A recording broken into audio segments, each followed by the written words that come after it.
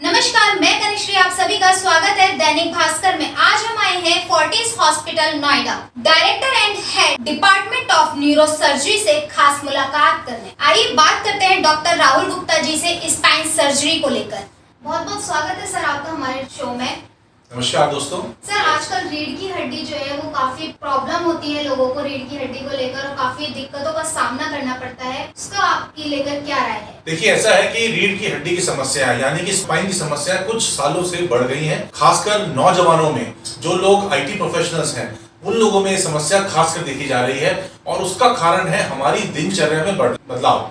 बहुत सारे हमारी समस्याएं जो है हमारे पोस्चर रिलेटेड है, हमारे प्रिकॉशन ना लेने की वजह से है, और हमारे लैक ऑफ एक्सरसाइज की वजह से है, या फिर हमारी जो दिनचर्या में हमारे स्पाइन को जो कष्ट पड़ता है उसके रिलेटेड है। पहले के जमाने में लोग रेगुलर एक्सरसाइज करते थे, अपने खूब वॉक करते थे और अपना खाना पीना ठीक रखते थे, जिससे कि उनकी स्पाइन में ज्यादा दिक्कत नहीं होती थी। पर रिसेंटली सेडेंटरी लाइफस्टाइल यानी कि बैठ के काम करना, इसकी जो समस्या है, इसकी वजह से रीढ़ की हड्डी की समस्या बहुत ज्यादा बढ़ गई। डॉक्टर साहब, रीढ़ की हड्डी में क्या क्या समस्याएं हो सकती हैं, आप उसको लेकर क्या कहना चाहेंगे? रीढ़ की हड्डी में जो है वो हमारी इसकी बनावट इस तरह की है कि हम चल पाते हैं, सीधे खड़े हो पाते हैं। जानवर जो है वो 4 पैरों पर चलते हैं, पर हम अपनी रीढ़ की हड्डी की वजह से 2 पैरों पर चलते हैं। तो स्पाइन का जो कर्वेचर है उसको मेंटेन करना बहुत जरूरी है। जैसे कि आप देख सकते हैं इस मॉडल में, यहाँ पर हमारा गर्दन वाला हिस्सा है, धड़ का हिस्सा है, और फिर ये नीचे वाला हिस्सा है। इसका एक एस शेप्ड कर्व है। तो ये एस शेप्ड कर्व को मेंटेन करना बहुत जरूरी है, चाहे हम लेटे हुए हों, चाहे बैठे हुए हों, चाहे खड़े हों, और या हम चल रहे हों। इस एस शेप कर्व की वजह से हमारा जो शरीर है वो पूरे संतुलन में रहता है, और उससे हमारे को कोई प्रॉब्लम नहीं होती है।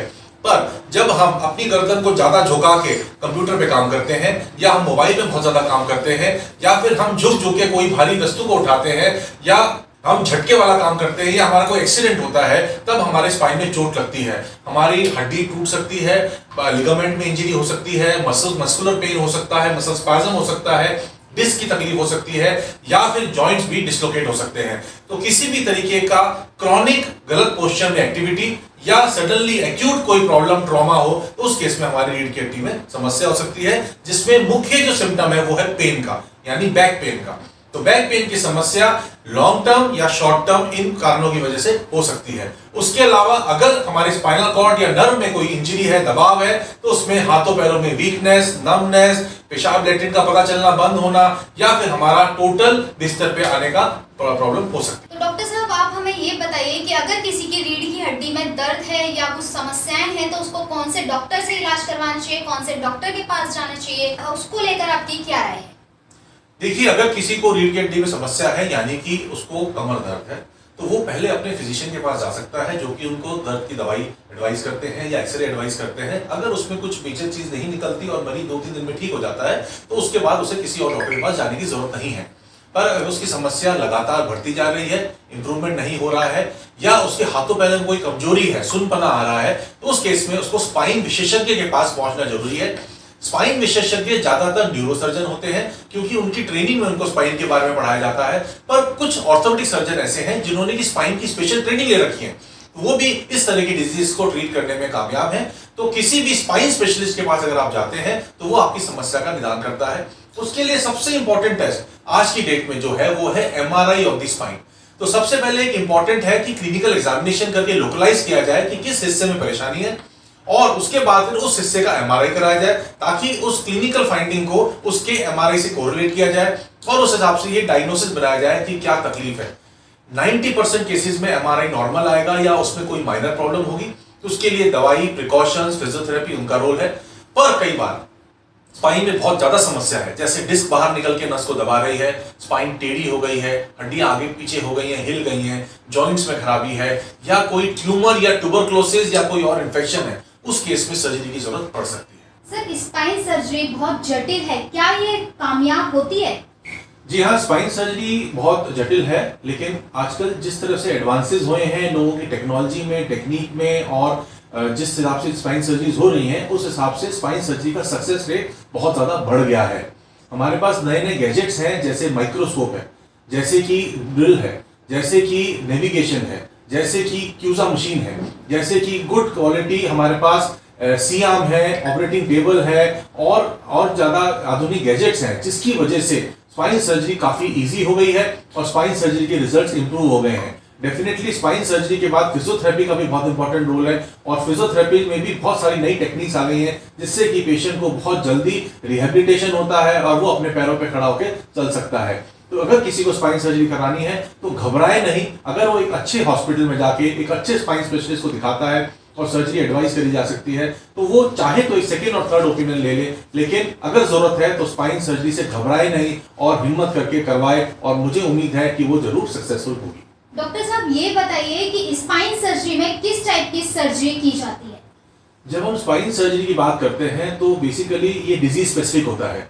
किसी को अगर डिस्क की बीमारी है और डिस्क एक साइड में बाहर निकली हुई है तो सिर्फ छोटा सा इंसिजन देके उस डिस्क के बाहर निकले हुए पोर्शन को निकाला जाता है, ताकि वो नस पे जो दबाव कर रहा है वो हट जाए और मरीज को सिम्टोमेटिक रिलीफ आए। कई बार बुजुर्ग लोगों में मल्टीपल लेवल डिस्क की प्रॉब्लम होती है, जिसमें कि कई जगहों से नसों में दबाव होता है, जॉइंट्स खराब हो चुके होते हैं, लिगामेंट्स का फेलियर होता है, हड्डी आगे पीछे खिसकी होती है। उस केस में हमारे को स्क्रू लगा के स्पाइन को फिक्स भी करना पड़ता है। ट्रॉमा वाले केसेस आते हैं जिसमें कि हड्डियां डिसलोकेट हो गई हैं, उसमें भी हमारे को स्क्रू, प्लेट या पेच लगाने का करना पड़ता है प्रोसीजर। कई पेशेंट्स होते हैं जिनको ट्यूबरक्लोसिस होती है या ट्यूमर होता है जिसकी वजह से हड्डी गल जाती है। उस केस में उनकी डिफॉर्मिटी हो जाती है, नसों में स्पाइनल कॉर्ड में कंप्रेशन होता है, जिसको हमें डिकम्प्रेस करना होता है। लेकिन आजकल की मॉडर्न टेक्नोलॉजी में जब हमारे पास स्क्रू की व्यवस्था है और हमारे पास बहुत सारे इम्प्लांट्स अवेलेबल हैं, तो हम उसको फिक्स भी कर देते हैं, ताकि हमारे डिजायर्ड अलाइनमेंट में जिस तरह हम स्पाइन को चाहते हैं कि वो रहे, यानी वो एस शेप कर्व को मेंटेन करने के लिए हम स्क्रू प्लेट लगा के उसको फिक्स कर देते हैं। कुछ एक पेशेंट्स होते हैं, खासकर एल्डरली पेशेंट्स, जिनके में कि वर्टिब्रल कंप्रेशन फ्रैक्चर हो जाता है ऑस्टियोपोरोसिस की वजह से। उस केस में, या फिर कुछ पेशेंट है जिनकी ट्यूमर की वजह से फ्रैक्चर है, उस केस में हम मिनिमली इन्वेसिव प्रोसीजर करते हैं, जिसको वर्टियोप्लास्टी कहते हैं। उसमें हम एक नीडल से, मोटी नीडल से बोन सीमेंट आता है, उस बोन सीमेंट को उनकी वर्टिब्रल बॉडी में डाल देते हैं, जिससे कि पेन में भी रिलीफ आता है, प्लस उस बोन को स्ट्रेंथ मिल जाती है। तो हमारे पास बहुत सारे ऐसे गैजेट्स हैं, बहुत सारे ऐसे इंस्ट्रूमेंट्स हैं, बहुत सारे ऐसे इम्प्लांट्स हैं, screw, plate, clamps, vertebroplasty kit, balloon for kyphoplasty. तो जिन सबको इस्तेमाल करने से हम स्पाइन सर्जरी को सेफ कर बनाते हैं, साथ में पेशेंट को जल्द से जल्द उसके पैरों पे खड़ा करके उसको चलाने की हम ओपिनियन रखते हैं, ताकि वो अपने नॉर्मल लाइफ को लीड कर सके। तो डॉक्टर साहब, क्या स्पाइन सर्जरी होने के बाद मनुष्य का जीवन सामान्य चलता है? जी हाँ, जो मैं आपको बता रहा हूं कि हम स्क्रू, प्लेट या अलग अलग इम्प्लांट लगा के स्पाइन को फिक्स कर देते हैं, तो उसमें हम अर्ली मोबिलाइजेशन करते हैं। मरीज को हॉस्पिटल में 4 या 5 दिन रहना होता है, जिसमें दूसरे तीसरे दिन मरीज को खड़ा करके चलाने की कोशिश करते हैं। फिजियोथेरेपी का बहुत अहम रोल है। फिजियोथेरेपी अगले 15 दिन से 1 महीना तक रहती है। कुछ पेशेंट जिसमें स्पाइन काफी ज्यादा डैमेज है, उसमें हम 15 से 20 दिन बेड रेस्ट भी एडवाइस कर सकते हैं। अदरवाइज ज्यादातर पेशेंट में हम अर्ली मोबिलाइजेशन में बिलीव करते हैं।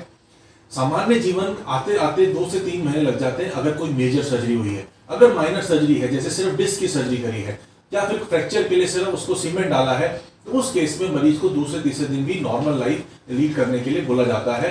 हालांकि प्रिकॉशंस लेना जरूरी होता है, क्योंकि शुरू में जब घाव कच्चा होता है तो उस वक्त अगर आपको दोबारा कोई चोट लगती है, झुक के काम करते हो, गिर जाते हो, तो उस वक्त प्रॉब्लम रिपीट या दोबारा हो सकती है। अदरवाइज 95% केसेस में 3 महीने बाद मरीज जो है वो अपनी नॉर्मल लाइफ लीड कर सकता है। कुछ पेशेंट ऐसे होते हैं जिसमें स्पाइनल कॉर्ड के अंदर ट्यूमर होता है। उस केस में कई बार आपकी जो वीकनेस है या जो डेफिसिट्स आपको हैं, उसको ठीक होने में कई महीने, कई साल लग जाते हैं। या फिर गर्दन में चोट लगती है, उससे स्पाइनल कॉर्ड को अगर इंजरी होती है, तो हो सकता है कि आपके पैर काफी लंबे टाइम तक या जीवन भर काम ना करें। उन केसेस को अगर नहीं काउंट करते तो majority of the elective surgeries में रिजल्ट्स बहुत अच्छे हैं और आप एक नॉर्मल लाइफ लीड कर सकते हैं। बहुत बहुत धन्यवाद सर आपका। तो आप लोगों को क्या संदेश देना चाहते हैं, स्पाइन के बारे में आप क्या जागरूक करना चाहते हैं?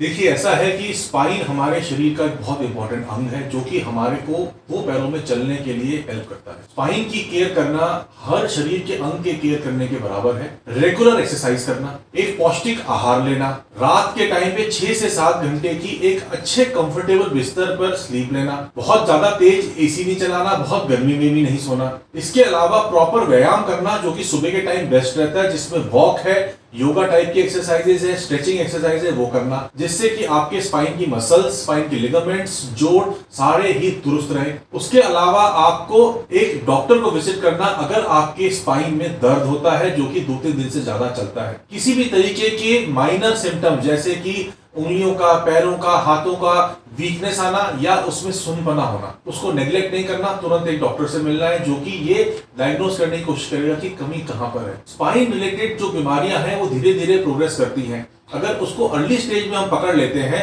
तो उसका इलाज पॉसिबल है। अगर हम बहुत ज्यादा लेट हो जाते हैं तो हो सकता है उतनी रिकवरी ना हो। इसके अलावा हमारे को किसी भी प्रकार के high speed accident, fall from height से बचना है जिसमें कि हमारे स्पाइन में फ्रैक्चर होने की उम्मीद है। इसके अलावा खासकर वो लेडीज जिनकी उम्र 45 साल से ज्यादा है और उनके महीने आने बंद हो गए हैं, उनको कैल्शियम और विटामिन डी सप्लीमेंटेशन बहुत जरूरी है। कुछ पेशेंट्स ऐसे होते हैं, एल्डरली वुमेन ऐसी होती है जिनको इस सप्लीमेंटेशन से फायदा नहीं होता, उनको इसके अलावा ऑस्टियोस्पोरोसिस का स्पेसिफिक ट्रीटमेंट भी लेना पड़ता है जिसमें दवाइयां और इंजेक्शन आते हैं। वो अपनी डॉक्टर की सलाह से उनको जरूर लें, क्योंकि एक बार फ्रैक्चर हो जाता है तो उसकी हीलिंग में बहुत ज्यादा टाइम लगता है। Prevention is better than cure. तो अगर आप बीमारियों को प्रिवेंट कर लेंगे तो आपको ज्यादा फायदा होगा। तो मेरी यही नसीहत है, अपने स्पाइन को सेफ रखें और अगर कोई भी प्रॉब्लम है तो तुरंत डॉक्टर से संपर्क करने में हिचकिचाए नहीं, घबराए नहीं और अपना इलाज करवाएं। कभी भी आपको स्पाइन सर्जरी एडवाइस करी गई हो तो सेकंड थर्ड ओपिनियन जरूर लें। अगर सचमुच जरूरत है तो बेहिचक होकर जाएं। मैं विश्वास के साथ कह सकता हूं आपकी स्पाइन सर्जरी जरूर कामयाब होगी। धन्यवाद।